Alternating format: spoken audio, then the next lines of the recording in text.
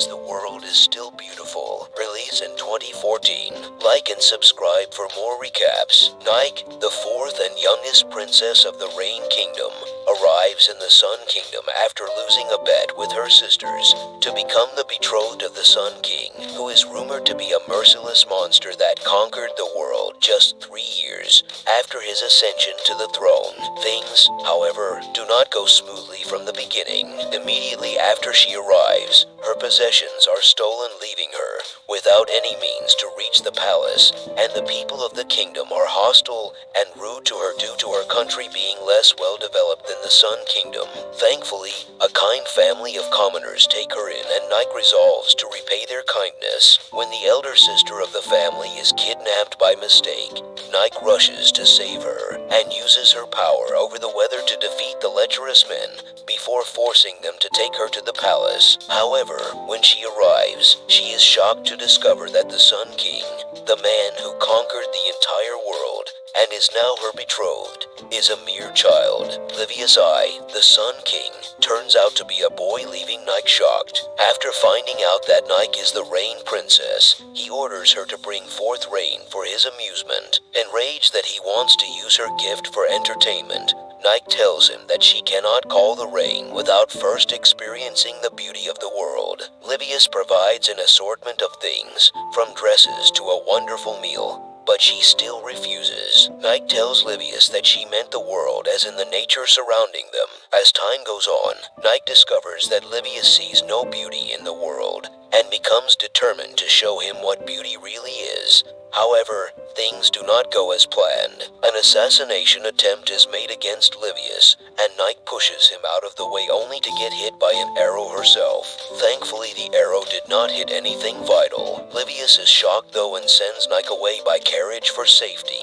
After Nike leaves, another assassination attempt is made, this time by burning down the palace with Livius still inside. Nike sees the smoke and runs back to the castle. There, she summons her rain in order to save Livius. Upon seeing the rainbow that forms after the rainfall, Livius smiles. A party is held for Livius to present Nike as his bride. A group of foreign nobles enter the garden where Nike is and mock her. Livius sees this and mocks them in turn before using Nike's lap as a pillow. Nike suggests he rest and reduce his workload, and they end up arguing. Nike feels hurt and thinks that he does not care. In her room, she sings and remembers her conversation with her mother. She thanks her maids for putting beautiful flowers in her room, but they say that the king personally picks them every day in order to let her feel at ease. Nike smiles and says that he is an idiot. The party goes well, but Nike still does not appear. Even Livius does not know where Nike is, but is convinced by his butler to have some faith in the princess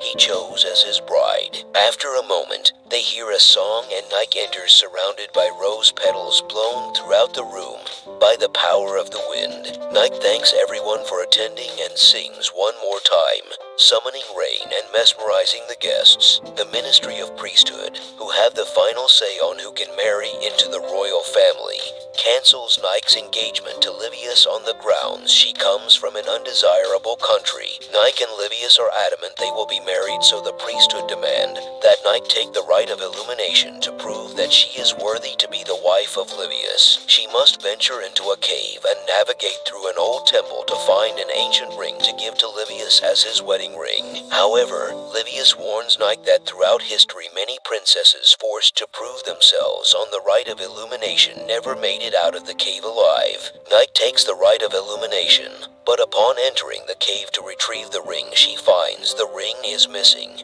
and she is surrounded by Ministry of Priesthood members, revealing that the priesthood has used the rite of illumination for hundreds of years as a method of assassinating princesses they deemed unworthy to marry into the royal family. They attempt to assassinate her, but she escapes after meeting Livius in the cave, who who followed her using a secret tunnel only he knew about. During the engagement ceremony, neither Livius or Nike have an engagement ring, so instead Nike uses her power to create a white rainbow in a perfect ring around the sun. One of the failed assassins furiously reveals that Livius had entered the cave with Nike, which is against the law, also accidentally revealing the truth of their attempted assassination.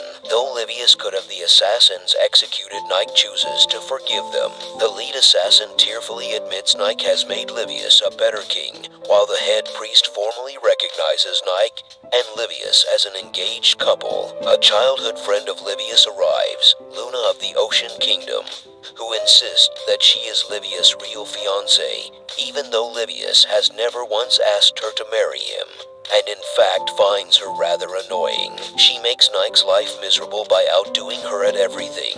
Luna's jealousy reaches its peak when she sees Livius acting happy around Nike. The next day she challenges Nike to a game of chicken, racing their horses to the aqueduct. First one to stop loses, and if you don't stop you fall, and your life is forfeited. Nike accepts and they race. Luna falls after realizing that she cannot compare to Nike, who loves Livius for his weaknesses as well as his strengths. Nike saves Luna by summoning the wind. Though it exhausts her greatly, Luna leaves on happy terms. Nike calls Livius by his given name for the first time, and he kisses her suddenly.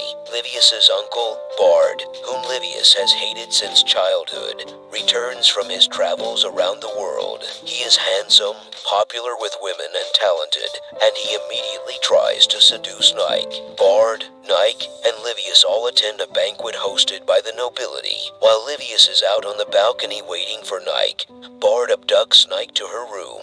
Nike finds out that Bard does not really want to seduce her, but was testing her to see if she was suitable to marry his nephew. Livius finds them at that very moment and has Nike confined to her room, while planning to personally torture Bard to death for adultery. Nike realizes that she wants to help Livius and Bard reconcile their feelings. She breaks Bard out of prison and sets up a plan to get Bard and Livius alone to talk to each other freely. With some of their past ill will resolved, Livius orders Bard to take up his old position as Prime Minister. Bard agrees, then immediately begins flirting with Nike again, causing another fight with Livius. Nike receives a letter from the Principality of Rain, which says that Nike's grandmother Tohara collapsed and therefore wants to see Nike in case she should die. Nike remains silent about this until after she performs a rain summoning for the Sun King's guests. Livius points out that her rain wasn't as good as it usually was, which leads to Nike confessing what was written in the letter. Livius immediately cancels all of their plans so that he, Nike, and his butler Neil can travel to the Principality of Rain to see Nike's grandmother together. However, it turns out that her grandmother is okay and only threw out her back. After meeting her grandmother, Livius meets her sisters. Kidora, Nike's cousin, comes in and plans with Tohara to stop Nike from returning with the Sun King. Also, since Livius did not seem to be enjoying their trip, Nike tries to cheer him up by letting him see the Principality of Rain's stars and making him rice porridge. While talking, Nike realizes she loves Livius and kisses him.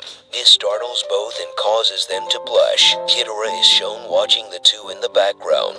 Nike was asked to come and talk by Kidora, but was tricked and put into a prison that restrains her rain-summoning power. Her grandmother has been plotting to erase the memory of Livius so that she could keep Nike with her. Luckily, Livius had already known this and tries to find Nike. With the help of Nike's sister, he escapes. He encounters her grandma, and she throws the key to Nike's cell into the lake. She would not acknowledge Livius and Nike's being together if he could not find the key. Livy is drowned by a huge wave, while Nike is attempting to break free from the cell by throwing her body against it, causing harm to herself and declaring that she loves Livius. Both say that a life and future without each other would be pointless and would be like death itself. Unable to bear looking at her pain, Kidora unlocks the cell and lets her go. After escaping, Nike meets her sister who helped Livy because she wanted to think for herself and not just follow. Her sister tells her that Livy drowned trying to prove that he was right to marry Nike. When Nike arrives, it seems as though he is not going to awaken. But when he does, Livius says he has won Tohara's game and found the key. Like Nike, they both triumphed. Later on, Nike's other sisters apologize for the things they did to Nike and Livius. Nike and Livius are then dressed up and he meets Nike's mother, who has gotten better. They are celebrated by the people of Principality of Rain, and Livius declares he will love and protect Nike. After the party, Livius confronts Kidora and lets him alone to talk with Nike. Nike returns to the Sun Kingdom with her grandmother seeing her off. When they return, it seems Bard has slacked off a bit and invited many guests. Livius has to work for many days, as does Nike, since they were gone for so long and so much needs to be done. However, they do not get to see each other at all during the time they work, and both get lonely. At last, Livius reunites with Nike in a secret place Livius showed her, and they confess they missed each other and need each other. They kiss, and the episode ends showing all the different memories